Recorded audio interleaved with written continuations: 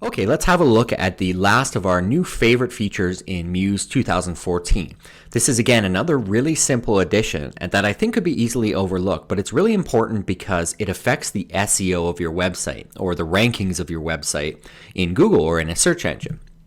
So what this new feature is on the text panel here, if we bring up the text panel, you can see that we have kind of our standard controls that you've seen before. But below that, we have this new tagging feature.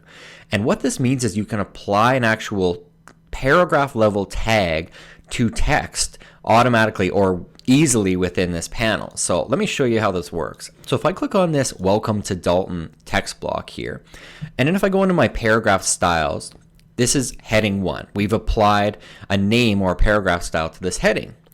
But if you actually click on the style options within that, you can see that it says the style name is heading 1, but the paragraph tag is also set to H1 or headline. These by default are set to paragraph, and we need this set to an H1 tag because Google is going to look through your site and look for headings. Headings are defined by these H tags.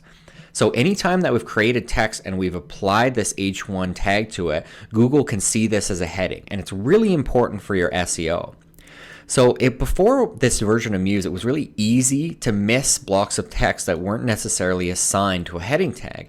Now, if we click on this text frame, click the text panel, and below that you can see we have actually our link style here, which is helpful as well, but also the tag that's applied to it. And right now it's the H1 tag, and we could change that quickly on this panel. So again, a really small yet probably overlooked feature that I think is essential to properly building a site in Muse. So thanks again for watching our tour of all these features, and if you're curious about everything that's included in the new version of Muse, be sure to check out the official release notes on the Muse Knowledge Base website. Thanks again. Cheers.